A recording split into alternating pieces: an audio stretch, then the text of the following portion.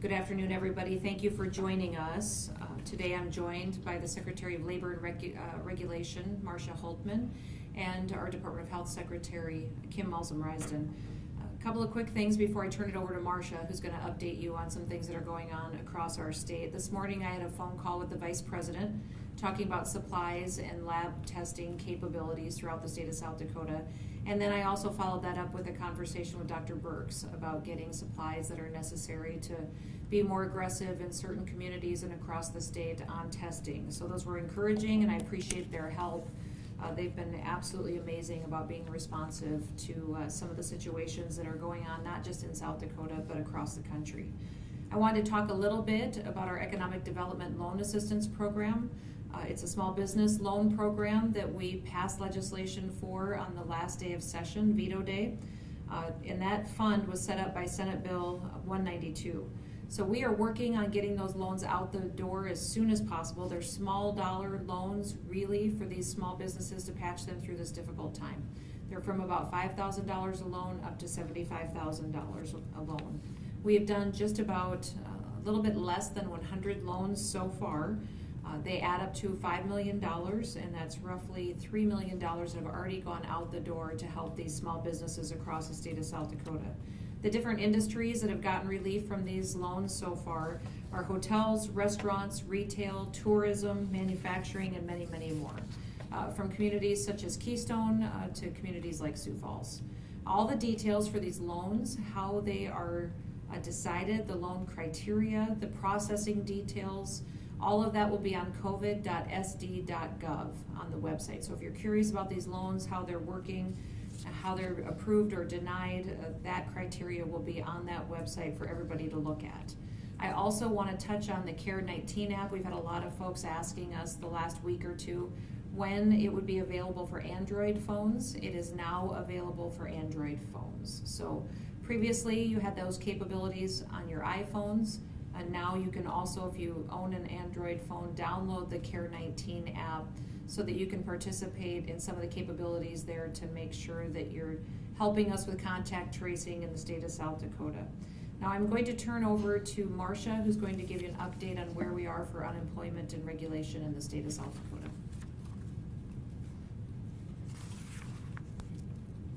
Thank you, Governor.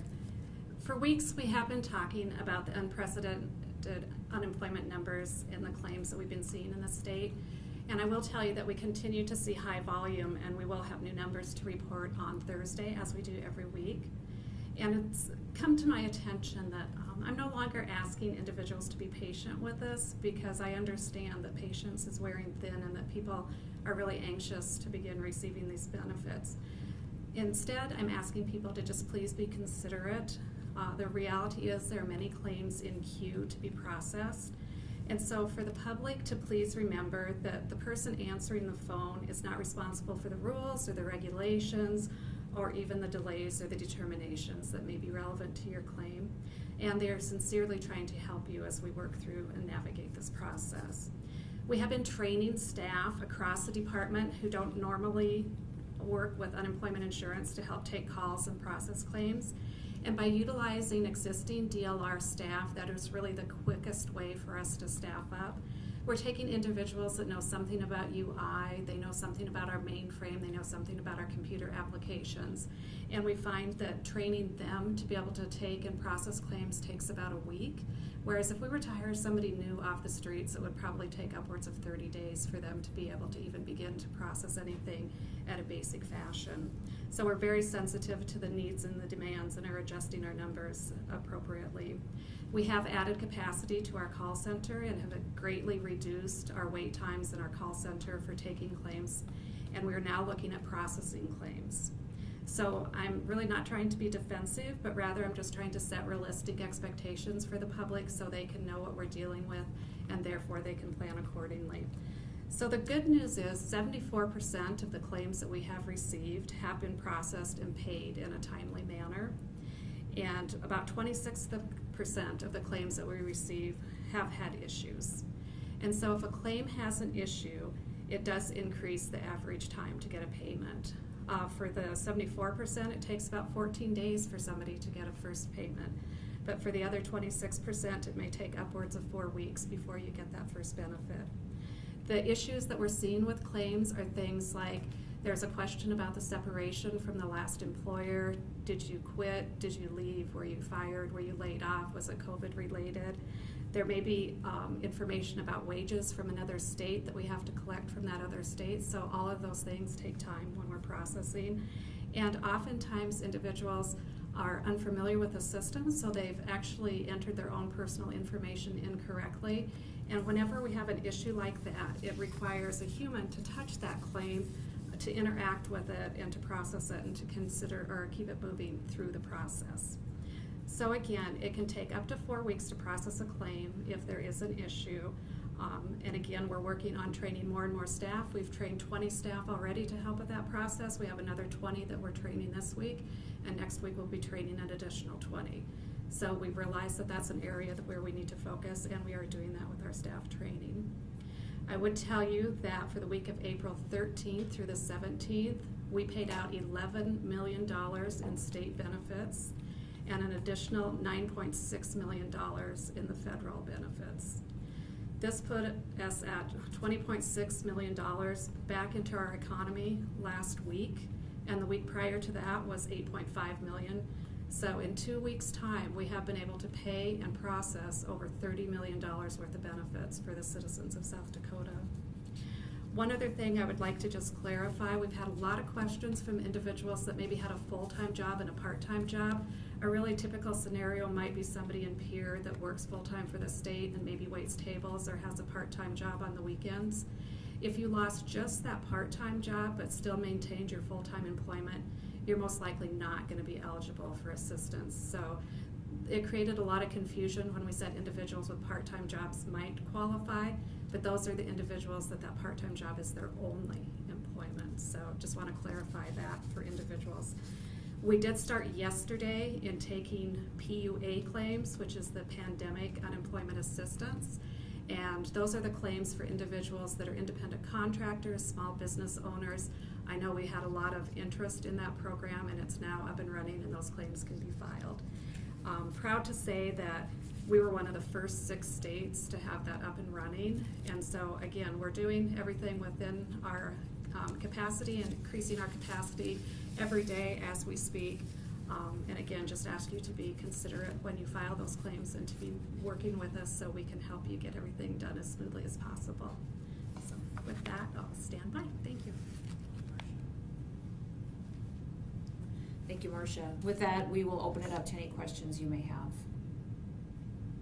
Go ahead, Bob. Governor, is there anything you can do about the car races?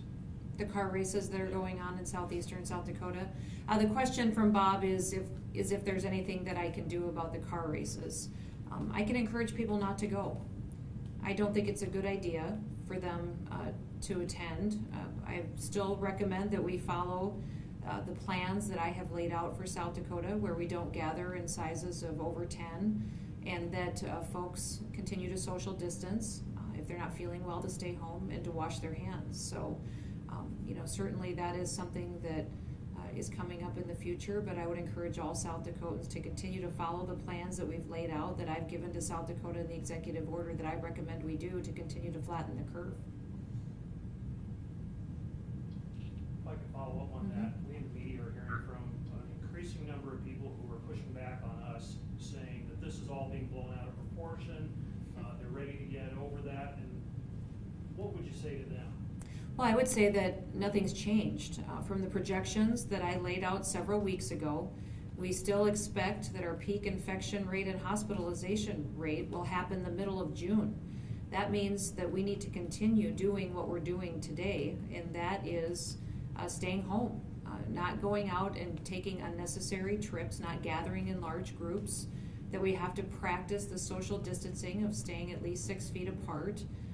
And that's incredibly important. If people no longer do that, then we have an opportunity for virus infections to spike and to increase. And if everybody were to ignore those guidelines at one time, we could potentially overwhelm our healthcare system. So I'm going to encourage people to continue doing what they've done for several weeks.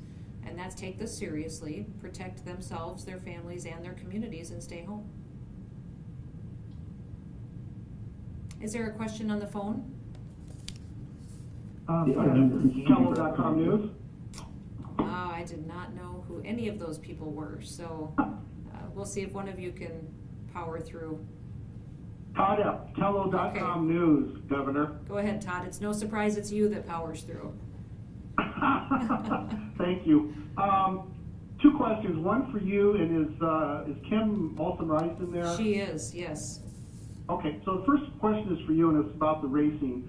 Do you take any personal affront to the people going ahead at the racetrack with this race, considering all that you've said about social distancing and trying to flatten the curve? No, there's a lot about my job that I choose not to take personally. But I am going to strongly recommend to the people of South Dakota that they not go and that they stay home. It is wise and smart to continue on the path and the plan that we've laid out for South Dakota for several more weeks. Okay, and this one's for Kim. Story was out today that Halfway House, the Arch in Sioux Falls, has 14 positive tests of residents and 2 positive tests of employees. I've got it on pretty good authority that the 2 employees have never been contacted by anyone, be it the state of South Dakota, the city of Sioux Falls, or even their own management. Can you shed any light on the situation at the Arch and why those folks haven't been contacted? Todd, thank you for that question. I'm not aware of any individuals not being contacted. Our process is when we get positive lab results, either from our own public health lab or commercial labs across the state or even out of state, is that we make contact with those positive people most of the time within that same day, for sure within 36 hours. And so I will certainly go back and look into this situation. I am not aware that there are 14 cases at this particular location, although we have reached out because we do know that there has been at least a handful of cases among residents of that facility. So I'd be happy to follow up on that. I would question anybody that is not able to share kind of how they found out about their positive test results. And just to follow up, Madam Secretary, should the people who work there, the employees, should they tell their fellow staff members that they have tested positive? Well, again, there's guidelines for what to do if you test positive. You should be quarantining yourself for 14 days. That would be first and foremost. And so in those kinds of situations, we would tell people to stay home, stay away from other people, self-isolate even within your home setting, so that you're not getting other people sick that you may share your residence with. So that would be first and foremost. We also work with employers on what they need to do to help make sure that they have a safe workplace for their employees. And so in situations like you've described, we want to make sure that people are practicing good hygiene on a regular basis, that they have symptom checks for employees as they come in if that's appropriate. So there's a lot of things that can happen at the workplace to help keep people safe, and we work with employers on those strategies as well. Thank you, Madam Secretary. And I think Steve Groves from the AP was trying to get in, so I'll Okay. cut him some slack. Thanks, Todd. Yes, go ahead, Stephen. So I wanted to ask about the situation with Smithfield. You had previously said, I think on April 13th, that most of the spread had happened in Smithfield employees' homes. And I wanted to ask how you knew that and if you stand by that as far as that's how the spread happened. We certainly have been talking and visiting with folks around the Smithfield situation. And when the facility is shut down, that if there is spread happening, then it would be happening in the community. We believe that to be true, and we're continuing to take action and work with those on the ground and some nonprofits in the community to make sure that we're giving folks all the materials that they need on what they can do to protect their families and their neighbors as well. Just to follow up on that, so that I'm clear, the initial outbreak was primarily within the Smithfield plant, and that what you're saying is after the shutdown happened, then the concern is that it would be in the community. We did have positive cases of employees and contacts that were positive pretty quickly as well. So we knew there was spread happening outside the plant as well, because those contacts we were making as a Department of Health contact tracing protocols was identifying those individuals as well. Governor, this is Morgan at the Rapid City Journal. Sure, go ahead. So on Fox News last week, you said that 99% of the spread of COVID among the workers at Smithfield was happening in their own homes, like Stephen says. I mean, where did you get this number? Was this from the Department of Health or CDC? Who told you this? What? We are continuing to work with Smithfield and with their employees and their family members and community members to make sure that we're aggressively testing and that we're isolating those who are testing positive so that we can slow down the spread. But is that 99% accurate that you shared on national TV? We can continue to look into the percentages, absolutely, if that's what you'd like us to do. Okay, I'm just wondering if it's fair to say then that it was occurring, in apartments and buildings, and then that was shared, widespread. It became a national headline of that it was happening in their own homes. Well, I just that- want to be sure that At the time of closure, that certainly would be where the spread would be happening, because there was not employees in that plant. Yeah. Is there another question on the phone? I think I heard somebody Yes, else Governor trying to ask a Noem. question. This is Andy from KCAU down here in Sioux City. Yep. We spoke to the Union County Commissioners earlier today, and they basically said that there was nothing that they could do to shut down the races this weekend. I guess my question for you is, are you worried about the message this might send to other out-of-state promoters that want to hold events, that have this many people in the state of South Dakota? We're going to continue to carry the same message we've carried throughout this entire COVID-19 response we've had across the state of South Dakota, and to encourage people to stay home. We did, during the legislative session, attempt to bring a bill that would give counties some of the authorities that cities would have, but the legislature did not support that bill. So I think the county's probably accurate in saying that they wish they had a few more tools to deal with the situation, but from the state level, and what I'm recommending is that people not go. That we still have several weeks ahead of us where we need to continue to mitigate this situation and to take action to make sure we're protecting the people of our state, and I would encourage folks to stay that course. So, is there anything more? Go ahead, Seth. I was just going to follow up on that same topic. You say you're strongly recommending people don't go to these races. Can you do anything stronger than that? Could you order the races not to go forward? Well, I'm Is going there anything else you could do, and will you? to continue to recommend that people not go. That will be the course of action that I'll be taking.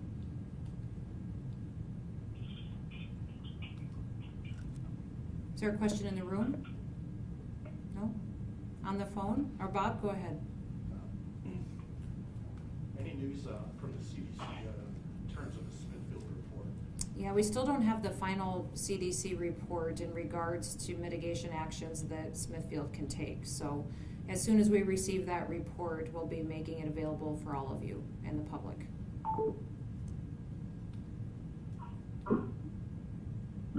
Governor, can I ask one more question? Yes. Thank you. Go right ahead, Stephen. So as some of the larger trials for hydroxychloroquine come out, it looks like some of the results are mixed. I saw one today that they said they didn't see a demonstrated difference in patients that were given hydroxychloroquine, and they actually reported more deaths. I'm wondering, do you see it as important to go ahead with this statewide trial? Would you consider other trials for other treatments that would be possible?